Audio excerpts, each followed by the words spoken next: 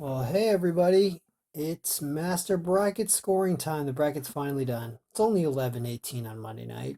I mean, what can I say? It's been a very busy couple days, both March Madness and non-March Madness bracket related. Anyway, the bracket's ready, so let's go through how to use it. If you've used it in the past, you will be very familiar with this process. And if you're new to the Ken's Talk family, well, this will be perfect for you. So, master bracket file, you've received an email. I'm also including it for the first time ever in the download link below. This file can handle up to 500 entrants. Of course, email me, ken@kenstock.com, if you need any more help or need adjustments to the file. So, how does it work? Well, what you've done is you've sent out the 2016 bracket, the entry bracket, to your entrants, and hopefully they've saved it. They've put their name up top and they filled this thing out completely, just like I have right here. And what you can do is you can unprotect the sheet by going to review and unprotect. And now you just need to copy this area. You need to copy this area in green here. You could do it with your mouse, or there's an easier way. And the easier way is to go up here to this arrow and click this Apex range. If you click Apex, it's going to highlight it for you. Right click when you're over it, copy it, and then go into your master bracket and go to your all data sheet in your master bracket. And here's a spot. It's waiting for you to paste it in here. Now, very important. Do not just paste like normal. You need to paste values. It's this little 1, 2, 3 paste if you're using a newer version of Excel. Or you can go to paste special and click values. But paste special values is very important. You cannot just paste regularly. You have to paste values to get the values in there. And when you do that, you're going to see that the person's name and all of their picks are going to fill in nicely and fit in this rectangle, and then they're going to stop at the 64T game. And then the next game is where you paste the next entrant. And I've already pasted a few more entrants in here because I'm going to show you what the scoring tables look like. So I'm a big fan of the fathers of electricity and physics and chemistry and all of those scientific folk. So I named Faraday and Tesla as my entrants and Ken down here because I've done nothing in those fields. Anyway, so you paste them in here, you paste values and you stack them one over the other. You can see that the first row where you're going to be doing that paste values action it's in yellow all the way down. You know, this is filled up to handle up to 500 entrants. So after you paste it, now what you can do is you can go to your master bracket sheet, and what this sheet's for is this is for scoring the results of the actual games as they happen.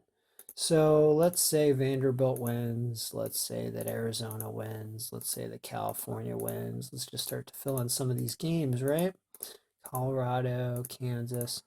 So as the results come in, it's automatically going to do scoring for you, and where you're going to see all that scoring is going to be in the standing sheet.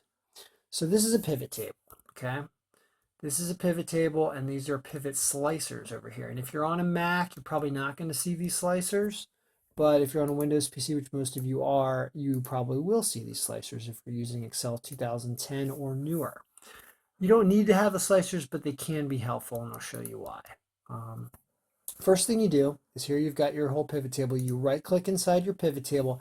Every time you update the master bracket and a result happens, you need to refresh this pivot table. So right click and then you're going to get this window and you can refresh.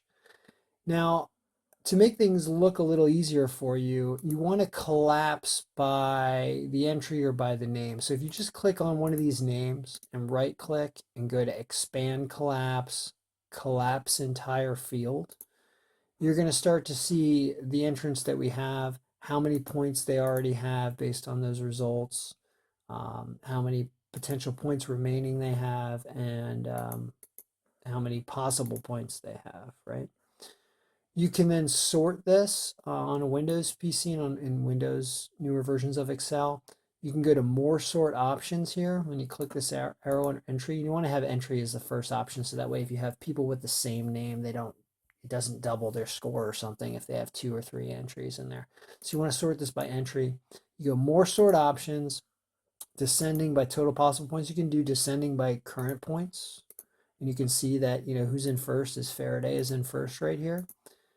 The if you open these up, you start to see like which teams they have. I'm going to collapse this by team. Right click, expand, collapse, collapse entire. You can see which teams they have and how many points remaining those teams have if they're still alive. There's all these formulas here in this all data sheet that are figuring out how many possible points are remaining for each team, how many have already been awarded, what round it is. I didn't go over how the scorings per round work, but in the master bracket right over here, on the left, we have the amount of points that are being awarded per round. This master bracket just awards a basic raw points per round. So you could change this to say, I want to do 5 points, then 10, then 20, then 30, then 40, then 50. You can do anything you want in each round.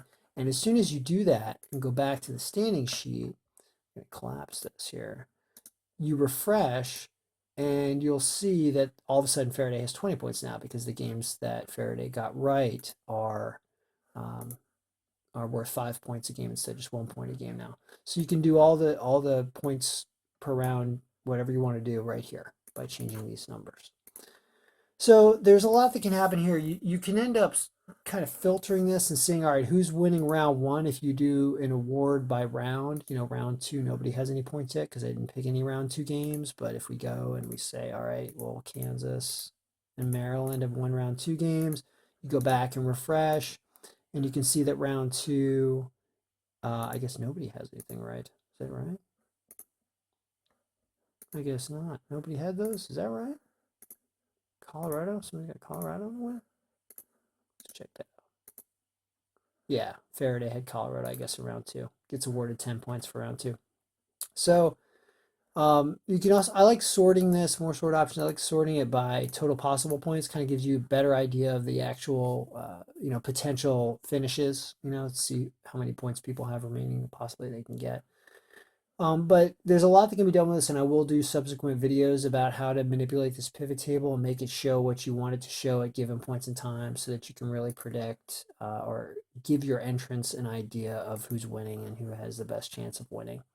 You can pick it by team, as soon as teams get eliminated or you think a team's going to go all the way, you can see, who has these teams, like who has Michigan State. All these teams had Michigan State, I guess, in round one. Who had Holy Cross? Just Tesla had Holy Cross.